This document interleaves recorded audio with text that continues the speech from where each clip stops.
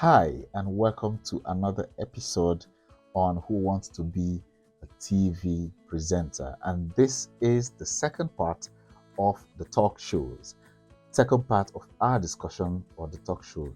If you missed the first one, you better go back to it, watch it, make your notes, come up with your questions, and hit the comment section, and I'll be answering your questions. You can send me a mail. You can reach out to me on my social media handles, which you would see at the end of this episode, and then reach out to me. I am sure to respond to you with all your questions. All right. So, welcome to this episode, and we'll be talking about the rest of the important tips on running a successful talk show as a TV presenter. Last time we talked about you researching on your topic, making notes, prepping your producer, prepping your guests, prepping your production crew, and then getting wired and sitting down right there on set to gather your thoughts on how to begin. Now, moving on from there, today we're going to be looking at how you run the shows successfully, other tips. And one of those tips to start with today is your opening. You have to consider having a unique opening as you introduce your show. Don't bore us with introducing your show same way every time. You can employ other ways of making your introduction interesting, and that will make the viewers always look forward to something new as they come to watch your show, as they tune in to watch your show. Consider a unique opening. There are various ways you can open. You can open your show with rhetorical questions based on the topics that you have researched. You can raise questions that are actually the questions in the minds of the viewers that you are presenting to. You can raise questions that border around the mind of the victims of, for instance, the gender-based violence that I talked about in the previous episode. So you can raise questions. You can start up with questions that are likely to be the questions in the minds of the victims of gender-based violence, for instance.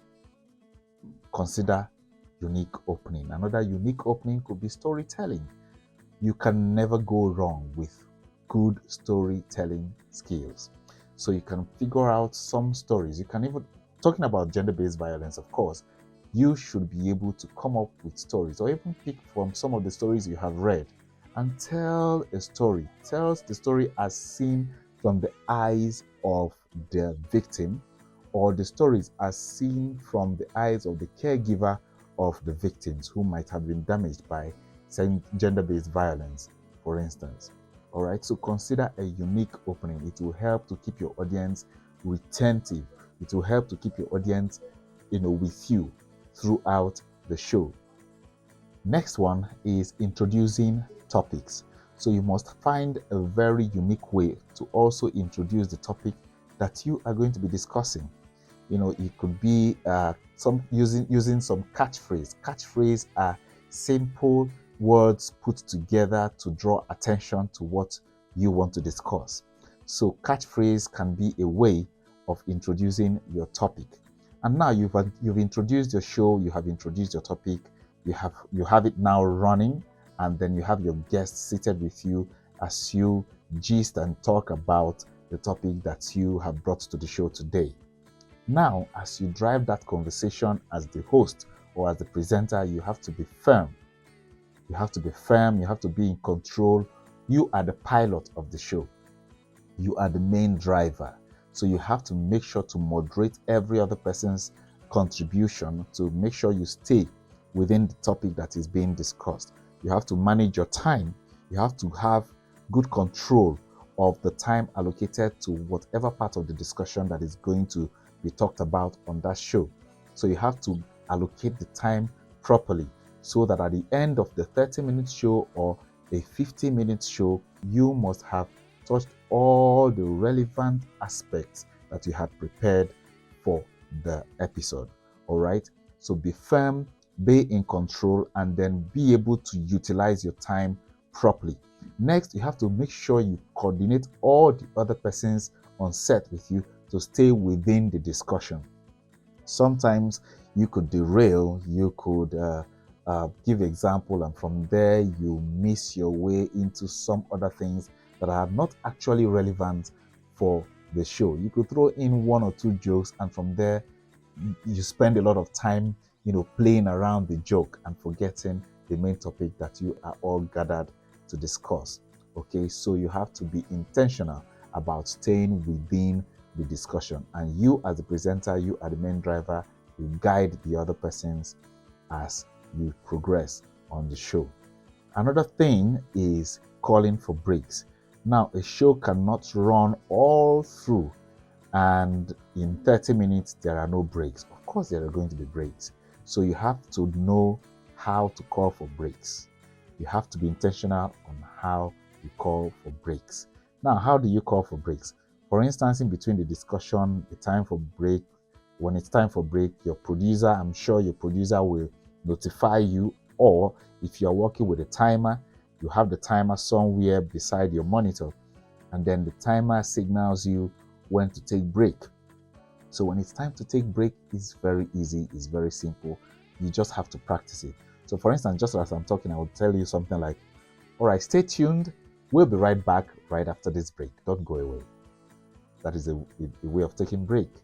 Another way you can take a break is picking from the last statement of your guest and say, all right, hold your thought there. When we come back, we will be discussing more on this, that.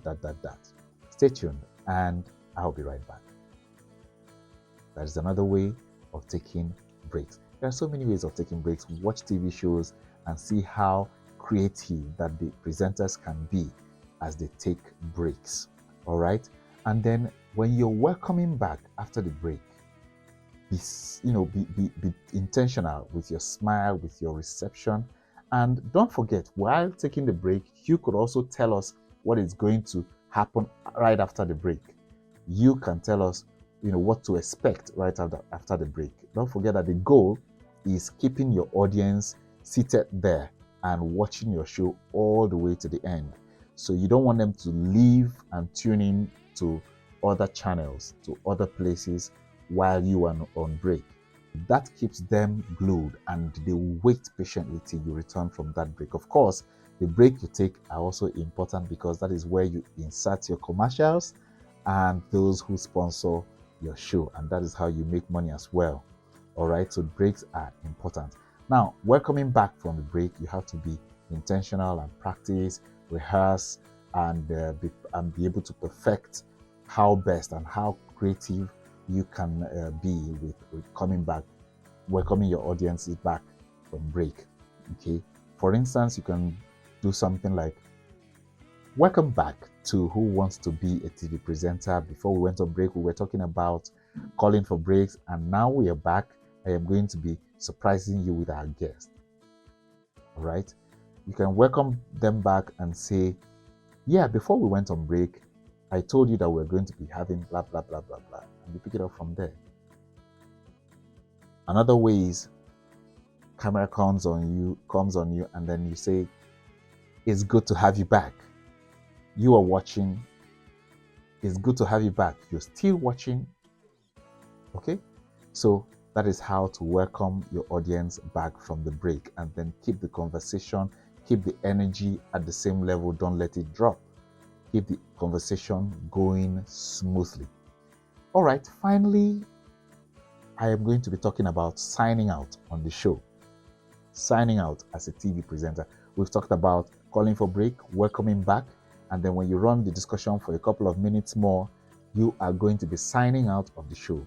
Don't sign out of the show and make the audience feel that the show has come to a total end. No. As you sign out from the show, you have to tell the audience to join you again next week or join you again tomorrow. Hint them on other topics that you're going to be discussing in your next episode. When you hint about it, banter a little bit about it, it helps to create it helps to create expectation. It helps to create that anticipation, and then your audience would stay tuned next time to watch you and participate probably in that discussion you're going to be having next. So in signing out, just like I have always signed out in all my videos, you Thank your audience for watching. Thank them for their participation, and thank your guests for being on the show to discuss with you. And then wrap up that discussion in few sentences. Wrap it all up, and then tell your guests, hint your viewers on what to expect in the next episode. For instance, you can tell your audience, thank you very much for staying with us on this show today. And this is where we call it a wrap on today's episode. Don't forget to join us tomorrow as we'll be bringing you other topics that borders on human trafficking. And we're going to be having the chief director of the board on human trafficking. And he will be talking to us about the various ways to curb the menace in our society. Simply hit the like button, subscribe, and turn on your notifications to get prompt updates on all the new episodes that I'll be dropping on this channel. My name is Michael, and this is La Pen Media TV. See you on the next one.